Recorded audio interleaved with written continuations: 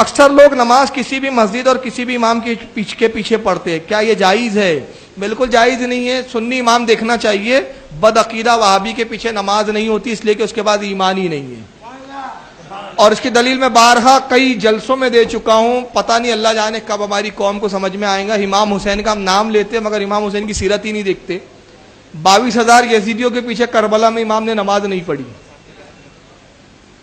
72 لوگوں کے ساتھ الگ جماعت بنائی اور درد دیا کہ بڑی جماعت مت دیکھو، امام کا عقیدہ دیکھو، امام صحیح ہے تو پڑھو ورنہ چھوڑ دو۔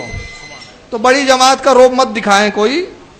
تو بہرحال چاہے وہ حرم کا اور مدینے کا امام کیوں نہ ہو، اس کے پیچھے بھی نماز نہیں ہوتی اگر عقیدہ گندا ہے تو، کیونکہ مدینے میں بہت سارے بدعقیدوں نے بھی کسی زمانے میں نماز پڑھائی ہے۔ میں اس تعلق سے ایک آپ کو روایت سنا بھی دیتا ہوں، بڑی پیاری روایت ہے۔ حضرت عثمان غنی کی شہادت ہوئی، بلوائیوں نے قبضہ کر لیا۔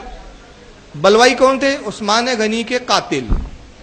مسجد نبوی میں بلوائیوں کا امام نماز پڑھاتا ہے۔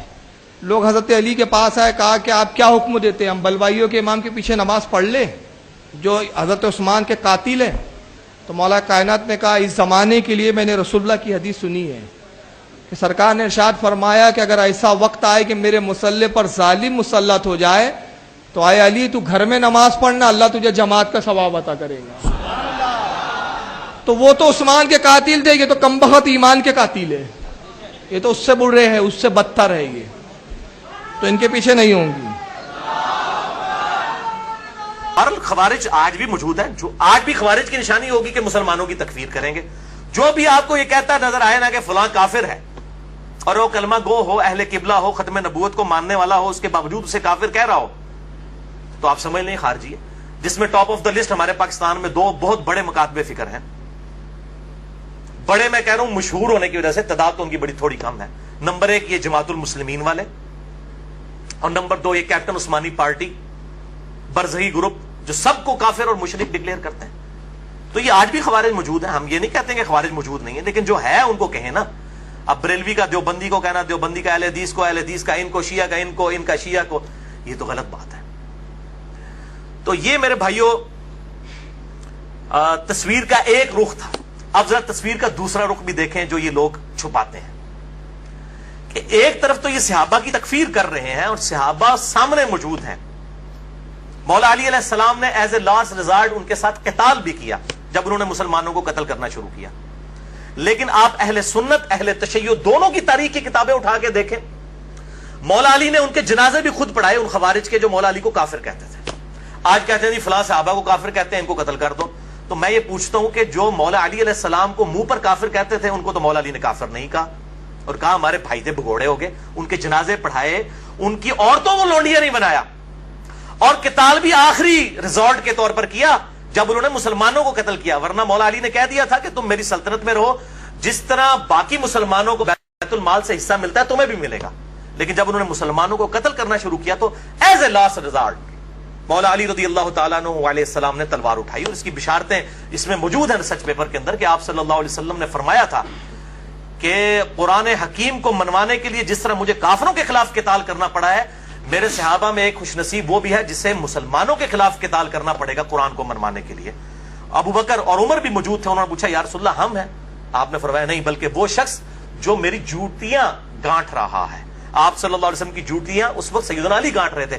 صحابہ دوڑے مولا علی رضی اللہ تعالیٰ عنہ علیہ السلام کی طرف اور کہا کہ آپ کے بارے میں نبی صلی اللہ علیہ وسلم نے اتنی بڑی پریڈکشن فرمائی ہے۔ تو مولا علی مسکرا پڑے، جسے صحابہ کہتے ہیں ہم سمجھ گئے کہ آپ کو پتا تھا یہ کہ میں نے آن دا بہاف آف پروفٹ ان لوگوں کے خلاف قتال کرنا ہے۔ اور یہ حدیث الحمدللہ صحیح سند کے ساتھ مسند امام احمد میں جلد 3 صفحہ 82 پر 11790 ہے، اور اسی طریقے سے سنن نسائی الکبریٰ میں 8457 نمبر ہے، صحیح سند کے ساتھ الحمدللہ یہ حدیث موجود ہے۔ یہ کربلا والے میرے ریسرچ پیپر میں نے ڈالی ہوئی ہے۔ تو یہ دوسرا میں آپ کو کنٹراسٹ بتا رہا ہوں۔ اسی طریقے سے اسی ریسرچ پیپر میں نے وہ روایت ڈالی ہے 24 نمبر پر کہ المصنف ابن ابی شیبہ میں انٹرنیشنل نمبر کے مطابق 37,942 نمبر اثر ہے کہ مولا علی علیہ السلام سے خود پوچھا گیا کہ بتائیے کہ یہ خوارج جو ہیں کیا یہ مشرک ہیں جو آپ کو مشرک اور کافر کہتے ہیں؟ آپ نے فرمایا یہ مشرک نہیں ہے، یہ شرک سے ہی تو بھاگے ہیں، یہ اس لیے مجھ سے دور ہوئے کہ انہیں یہ گمان ہوا کہ میں غلط ہوں، میں شرک میں مبتلا ہو چکا ہوں. انہوں نے اپنے گمان میں یہ سمجھا یہ شرک سے بھاگنے کے لیے انہوں نے کیا, مشرک نہیں ہے. پھر پوچھا گیا کیا منافق ہے؟ تو سیدنا علی نے کہا یہ تو اتنی لمبی لمبی نمازیں پڑھتے ہیں, قرآن تو کہتا ہے منافق تو بڑا تھوڑا اللہ کا ذکر کرتے ہیں, یہ منافق بھی نہیں ہے. اندازہ کریں آپ, یہ آپ دیکھیں پازیٹو, جس کو کہتے ہیں نا پازیٹو اپروچ, حسن ظن. کہا ہمارے بھائی تھے بگوڑے ہو گئے. میں یہی کہتا ہوں کہ یہ آج بھی جب کسی کے ساتھ اختلاف ہو تو آپ زیادہ سے زیادہ یہ کہہ دیا کریں کہ ہمارے بھائی تھے بگوڑے ہو گئے, بجائے کہ آپ کفر و شرک کے فتوے لگانا شروع کر دیں. یہ سیدنا علی آپ دیکھیں کیا پازیٹو ان کی اپروچ تھی. تو یہ نہیں وہ بتاتے ہیں کہ بھائی خوارج کے بارے میں, خوارج وہ کہتے ہیں اور قتل کرو, یہ نہیں بتاتے خوارج کے بارے میں سیدنا علی کا ایٹیچیوڈ کیا تھا. اچھا, اسی طریقے سے ابن عمر رضی اللہ تعالیٰ عنہ کا جو قول پیش کرتے ہیں صحیح بخاری 6930 نمبر حدیث کی ہیڈنگ سے, کہ ابن عمر کہتے تھے جی خوارج بدترین مخلوق ہے, کہ یہ کافروں کے بارے میں جو آیات نازل ہوئی مسلمانوں پر چسپاں کرتے ہیں. لیکن اس تصویر کا ایک دوسرا رخ بھی موجود ہے. وہ انڈیا میں ایک وہ جھوٹا انسان آج کل انہوں نے اٹھایا بریلویوں نے, فاروق رضوی. وہ روایتیں عجیب و غریب اکٹھی کر کر کے تو بیان کر رہا ہوتا ہے. یہ فاروق رضوی کو بھی میں یہ علمی طور پر جواب دے رہا ہوں, اینٹی وینم, کہ میرے بھائی اس کو بھی پڑھ, یہ بھی چیزیں موجود ہیں کہ ابن عمر کا اگر وہ قول ہے نا خوارج کے بارے میں تو یہ بھی موجود ہے. جو میں نے اپنے اس ریسرچ پیپر میں واقعہ کربلا کا حقیقی پس منظر 72 صحیح الاسناد حدیث کی روشنی میں 24 نمبر پہ ڈالا ہے, اور سنن کبریٰ البیہقی میں, سنن کبریٰ البیہقی میں انٹرنیشنل نمبر کے مطابق 5088 نمبر ہے کہ ابن عمر خوارج کو سلام بھی کیا کرتے تھے, حالانکہ وہ اس وقت مسلمانوں کو قتل کر رہے تھے. اور ابن عمر فرمایا کرتے تھے کہ جب تک خوارج کی مسجدوں سے حی علی الصلاح حی علی الفلاح کی آوازیں آئیں گی, ہم ان اذانوں کا جواب بھی دیں گے, ان کے پیچھے نمازیں بھی پڑھیں گے, ان کے سلام کا بھی جواب دیں گے, لیکن جب ہمیں یہ کہیں گے کہ ہم اپنے مسلمان بھائیوں کو قتل کریں پھر ہم ان کا ساتھ نہیں دیں گے. یہ ابن عمر خوارج کو بدترین مخلوق سمجھتے تھے. تو ابن عمر تو خوارج کے پیچھے نماز بھی پڑھتے تھے. کیا یہ بریلوی مکتبہ فکر کے لوگ, خصوصاً یہ فاروق رضوی جو پارٹی ہے, یہ تو لیکچر ریکارڈ کروا رہا ہوتا ہے کہ امام کعبہ کے پیچھے نماز نہیں ہوتی ہے, جو ابن عمر خوارج کے تو یہ تو خارجی ہیں. تو میں پوچھتا ہوں کہ ابن عمر تو خوارج کے پیچھے نماز بھی پڑھتے تھے, آپ ابن عمر کو نہیں مانو گے؟ اگر تم خوارج ہی سمجھتے ہو اہل حدیث کو تو نمازیں تو ان کے پیچھے پڑھو, ان کے سلام کا جواب تو دو. اور پھر جعلی روایتیں بیان کرتا ہے, کہتا ہے جی, اور حوالہ تو پیش نہیں کرتے نا, سامنے میں سارے وہ بٹ قسم کے لوگ بیٹھے ہوتے ہیں, ان کو بھی سمجھ نہیں آتی کہ ان سے پوچھیں کہ بھئی یہ کہاں سے بات بیان کر رہے ہو. کہتا ہے جی مولا علی علیہ السلام کو نبی صلی اللہ علیہ وسلم نے کہا تھا کہ علی ایک زمانہ آئے گا کہ جو ہے وہ اس طریقے سے مسلمانوں کے خلیفہ کو محصور کر دیا جائے گا, تم اس وقت ان کے پیچھے نمازیں نہ پڑھنا بلکہ تم گھر میں نماز پڑھنا. وہ کیڑی کتاب لکھی ہے حدیث, میں تمہیں دسنا کیڑی کتاب لکھی ہے, بخاری شریف سے میں بتاتا ہوں کہ اس کی بالکل مخالفت میں حدیث لکھی ہوئی ہے جو تو اپنی پبلک کو دھوکہ دے رہا ہے. صحیح بخاری میں انٹرنیشنل نمبر کے مطابق 694 نمبر روایت ہے کہ نبی صلی اللہ علیہ وسلم نے فرمایا کہ امام تمہیں نمازیں پڑھاتے ہیں, اگر وہ صحیح نماز پڑھائیں گے تمہیں تمہارا ثواب پورا ملے گا اور ان کو بھی ملے گا, اور اگر وہ تمہیں غلط نمازیں پڑھائیں گے تو تمہیں ثواب پورا مل جائے گا, ان اماموں کی غلطیوں کا وبال انہی پر ہوگا. یہ اکثر مجھے لوگ پوچھ رہے ہوتے ہیں کہ جی بریلوی اور دیوبندی امام رفع الیدین نہیں کرتے تو غلط نماز پڑھ رہے ہوتے ہیں, تو ان کے پیچھے ہم نماز پڑھ لیا کریں. بھئی بیسک نماز کی سٹرکچر تو سب کی ایک ہی ہے, قیام, قیام کے بعد رکوع, رکوع کے بعد کھڑا ہونا, ہر رکعت میں 2 سجدے, 2 سجدوں کے درمیان بیٹھنا, 2 رکعتوں کے بعد تشہد کرنا اور 4 کے بعد سلام پھیر دینا. یہ بیسک سٹرکچر تو سب کی سیم ہے. باقی رفع الیدین والا ایشو ہے, تو اگر امام رفع الیدین نہیں کرتا آپ ضرور سنت کے مطابق رفع الیدین کریں, آپ کی نماز ہو جائے گی, امام کی غلطی کا وبال اسی پر ہوگا. اسی طریقے سے فاتحہ خلف الامام کے لیے اگر کوئی امام وقفہ نہیں دیتا قرات کرنے کے بعد رکوع سے پہلے کہ مقتدی بھی قرآن پڑھ لیں سورۃ الفاتحہ, تو اس کی غلطی کا وبال اس پہ ہے. آپ نے سورۃ الفاتحہ پڑھنا ہے کیونکہ اس کے بغیر نماز نہیں ہوتی. مسئلہ نمبر 84 میرا سن لیجیے اہل سنت پاک .com پہ. تو یہ ابن عمر رضی اللہ تعالیٰ عنہ کے بارے میں روایت وہ والی بیان نہیں کریں گے, وہ خوارج کے پیچھے نمازیں پڑھتے تھے, ان کو سلام کرتے تھے, اور صحیح بخاری کی 694 نمبر حدیث اور اگلی 695 نمبر حدیث, میں کہتا ہوں یہ دونوں کڑوی گولیاں ہیں ان مولویوں کے لیے, اور یہ ساروں کے لیے, بریلوی, دیوبندی, اہل حدیث, شیعہ, جو سب اس قسم کے فتوے دیتے ہیں نا کہ ایک دوسرے کے پیچھے نماز نہیں ہوتی ہے, ان کے لیے یہ کڑوی گولیاں ہیں. 695 نمبر حدیث جو صحیح بخاری میں ہے, اس کے اوپر تو امام بخاری نے باب باندھ دیا ہے کہ باغی اور بدعتی کے پیچھے نماز پڑھنے کا حکم ہے خلیفۃ المسلمین سیدنا عثمان غنی رضی اللہ تعالیٰ عنہ وعلیہ السلام کی طرف سے کہ باغیوں اور بدعتیوں کے پیچھے نماز پڑھو.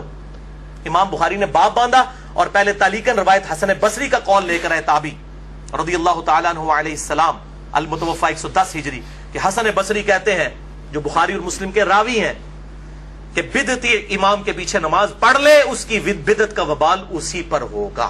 اور پھر نیچے روایت لے کر آئے امام بخاری 695 نمبر صحیح بخاری میں، جو مولویوں کے گلے سے نیچے نہیں اترتی،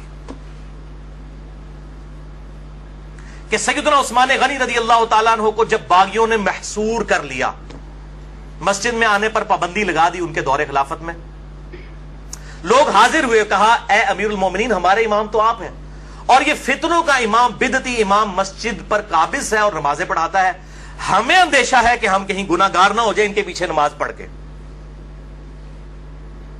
تو سیدنا عثمان نے یہ نہیں کہا اپنی 1.5 اینٹ کی مسجد لادہ بنا لو، حالانکہ سب سے بڑی چیز ان کی سٹیک پہ لگی ہوئی تھی خلافت۔ سیدنا عثمان نے کہا کہ نماز ہی تو مسلمانوں میں ایک نیکی کا کام ہے، تم انہی کے پیچھے نمازیں پڑھا کرو، جب تک یہ نیکی کا کام کرے ان کا ساتھ دو، جب برائی کرے ان سے الگ ہو جاؤ، نمازیں ان کے پیچھے ہی پڑھو۔ اس سے بڑی کون سی بدعت ہوگی؟ وہ کہتے ہیں جی کوئی چھوٹی بدعت ہوتی ہے، کوئی بڑی بدعت۔ بھئی سب سے بڑی بدعت خلیفۃ المسلمین کے خلاف خروج کرنا ہے۔ یہ جو آپ حدیث پڑھتے ہیں نا کہ کل بدعۃ ضلالہ وکل ضلالۃ فی النار، اس کو آپ ذرا پورا پڑھیں ابو داؤد ترمذی ابن ماجہ سے، کہ میرے بعد تم بہت اختلاف دیکھو گے، علیکم بسنتی وسنت الخلفاء الراشدین المہدیین، اس وقت میری سنت اور میرے خلفاء راشدین کی سنت کو لازم پکڑ لینا، اور دین میں نئی نئی بدعتوں سے بچنا، ہر بدعت گمراہی ہے اور ہر گمراہی دوزخ میں لے جانے والی ہے۔ پرٹیکولرلی خلفاء راشدین کے خلاف خروج کو نبی صلی اللہ علیہ وسلم نے بدعت کہا ہے، اور وہ 5 ہیں خلفاء راشدین، ابو بکر، عمر، عثمان، علی، حسن ابن علی رضی اللہ عنہم اجمعین وعلیہ السلام۔ میں نے اس میں بتایا وہ 30 سال تک خلافت ہے۔ تو سیدنا عثمان کے خلاف جو کھڑے ہوئے وہ تو بدعت کبریٰ کرنے والے لوگ تھے، اور یہ تو جھوٹا پراپوگنڈا بھی کیا جی وہ یہودی پارٹی تھی، کوئی عبداللہ ابن سبا پارٹی تھی، عبداللہ ابن سبا پارٹی تھی تو چلے اگر for the sake of argument آپ کا جھوٹ مان لیں تو پھر تو یہودیوں کے پیچھے نماز پڑھنے کا سیدنا عثمان نے کہہ دیا، چلو ہاں ووٹ پھکیلاب کیجئے، یہودی سنو، مسلمان تھے، تعویل کی غلطی لگی ہوئی تھی ان کو۔ ان کے سرگنا محمد بن ابی بکر سیدنا ابو بکر کے بیٹے تھے، بعد میں خیر وہ پیچھے ہٹ گئے، وہ ایکسٹریم تک نہیں گئے، شہادت میں وہ شامل نہیں ہیں، مسلمان تھے۔ مسئلہ نمبر 116-20 سن لیجئے میرا، کہ سیدنا عثمان کی شہادت کی اصل وجہ کیا تھی؟ بس ان کی کچھ پالیسیز ایسی تھیں جن کی وجہ سے صحابہ کو ان سے اختلاف ہو گیا تھا، اور وہ اختلاف پھر ایک خاص درجے کو تجاوز کر گیا، حتیٰ کہ سیدنا عثمان رضی اللہ تعالی عنہ وعلیہ السلام کو مظلوماً شہید کر دیا گیا۔ تو یہ ایک تلخ داستان ہے۔ تو میں بتا رہا ہوں کہ سیدنا عثمان کی لائف سٹیک پہ لگی ہوئی تھی، پھر بھی وہ کہہ رہے ہیں نمازیں ان کے پیچھے پڑھو، اور یہ کہتے ہیں امام کعبہ کے پیچھے نماز نہ پڑھو، فلاں کے پیچھے نماز نہ پڑھو، فلاں کے پیچھے۔ یہ فاروق رضوی صاحب کو میں بتا رہا ہوں کہ میرے بھائی یہ روایتیں بخاری سے پڑھ کے سناؤ، اور جو تو جعلی روایتیں بھائی بیان کر رہا ہے نا کہ جی مولا علی کو نبی صلی اللہ علیہ وسلم نے کہا کہ گھر میں ہی نماز پڑھنا، وہ کیڑی کتاب ہی لکھی پائی کٹ بار سن سنا کے سننی ٹنی سننی اسیاں بکش مسلمان کتاب و سنت کے دلائل پیش کرتے ہیں، ٹن کیا ہوا اپنی پبلک کو، کوئی ریفرنس پیش نہیں کرتے ہیں۔ تو میں کہتا ہوں سنی بنو، ٹنی نہ بنو، یہ ٹنی ہے، سن سنا کے سننی، سنی صحیح سنی بنو، کتاب و سنت کے منہج کے مطابق چلو۔